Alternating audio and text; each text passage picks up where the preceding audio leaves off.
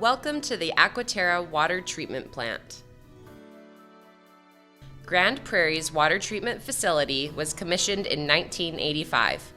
Currently, it provides clean, safe drinking water for the city of Grand Prairie, Claremont, and Sexsmith. The treatment plant employs 30 staff members consisting of operators, remote operators, millwrights, electrical, instrumentation, administration, and safety staff. The Wapiti River is the source water that is treated by Aquaterra's water treatment plant. Even in the winter time, when the river is covered with ice, there is still water flowing underneath the ice cover. The raw water pump house is the building that protects all of the equipment that will transfer the water to the treatment plant for treatment. 4 submersible pumps are located in 2 wells connecting the raw water pump house to the Wapiti River. 2 of the 4 submersible pumps run to pump raw water to the storage ponds for pre-treatment. The submersible pumps push raw water to 2 storage ponds. These ponds treat the raw water, naturally settling out any heavy dirt particles.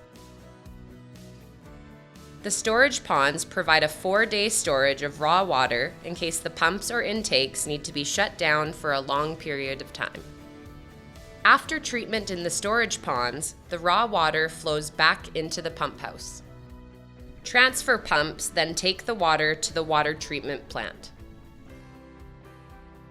There are 3 pipes buried in the ground that transport raw water to the treatment plant. Raw water enters the water treatment plant into an underground pipe gallery.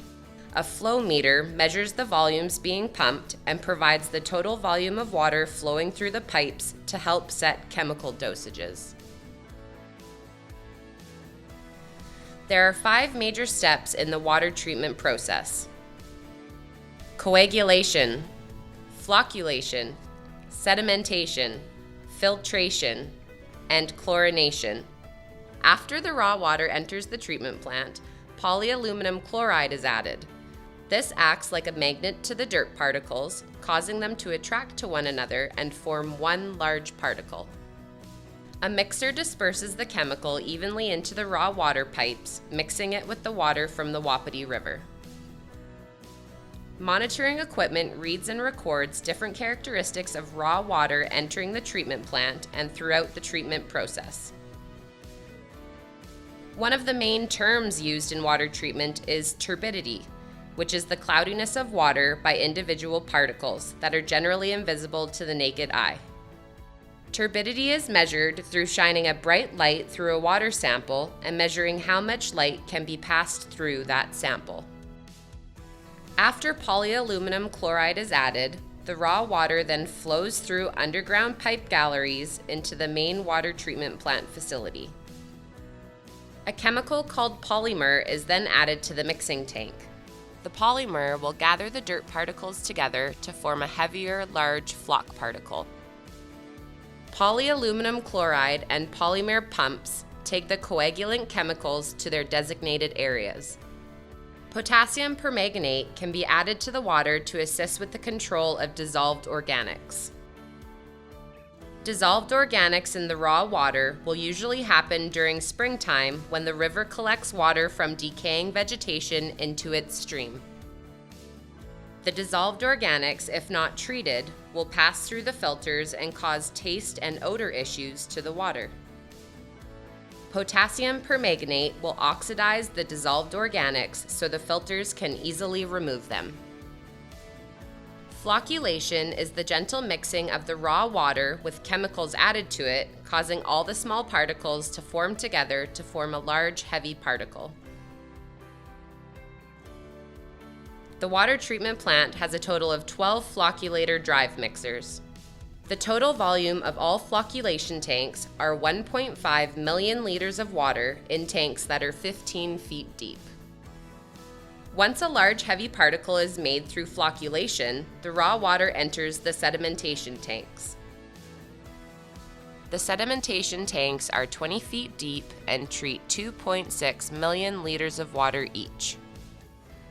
The sedimentation tanks allow the heavy dirt particles to settle to the bottom. The tanks are equipped with sludge collection scrapers that gather up all the solids. These solids are piped to a valve system that will occasionally open and remove them. The solids flow into a collection tank and are then pumped to the wastewater treatment plant for further solids thickening. Tube settlers installed in the sedimentation tanks help prevent dirt particles from being lifted up and over the collection weirs. After the sedimentation process, the water on the surface is collected on top of surface weirs. The water then flows by gravity to filters for further treatment. From the sedimentation tanks, the water then flows into one of 4 filters. The filters consist of 2 different kinds of media and an underdrain system. The water needs to flow downward through this filter and is collected in the underdrain system. The first level of media, anthracite coal, has a very rough surface which will capture the fine particles entering the filter. The next level of media is very fine sand. It will further filter out any fine particles from the water. The filtered water then enters the water treatment plant's clear well. One filter will treat around 12 million liters of water before it requires to be backwashed. The filter is taken offline and air is passed through the underdrain system. This will cause the media inside of the filter to collide together, washing it of all the dirt particles it has captured. Water is then pumped from the clear well backwards through the filter underdrain system. This further washes and removes all the particles the filter has captured in treating the water. The backwash water flows into the wasting holding tank and is pumped to the wastewater treatment plant. The filter is then filled with clean water and placed back online. Hydrofloxylicic acid is added to the treated water after the water has been filtered. This is added to the water to help prevent tooth decay. Chlorine is mixed with the water and flows into the storage reservoir, mixing with the treated water from the filters. This is added to the treated water as a disinfectant if any harmful bacteria or viruses pass through the sedimentation or filtration process. After the hydrofloxylicic acid and chlorine have been added to the treated water from the filters, water then flows into a 9 million liter underground storage reservoir. The chlorine now has time to disinfect the treated water, which is referred to as contact time. After the treated water has spent time in the reservoir, it is then pumped to the city of Grand Prairie, Claremont, and Sexsmith using our high lift pumps. There are a total of 6 pumps in the high lift pump house. Using these pumps, Aquaterra takes clean, safe drinking water straight to your household faucet. After the treated water is pumped from the high lift pump house, it is redirected to Grand Prairie and different water pump houses in Claremont and Sexsmith. Each of these pump houses have its own reservoir and pumps for treated water storage and distribution. This provides the community with a large storage of water in case of water line breaks or fire emergencies. Aquaterra's water treatment plant operators monitor every process through the control room. Computers are linked to every process in the treatment plant and provide valuable data to the operators. They are able to consistently review data and make plant changes from the control room computers. Audible alarms will inform the operator when problems occur or when pumps stop working. Our operators are always testing and inspecting the quality of water they are making. They run tests involving water turbidity, chlorine, pH levels, alkalinity, temperature, fluoride, and hardness. One of the most valuable pieces of laboratory testing equipment is the jar tester.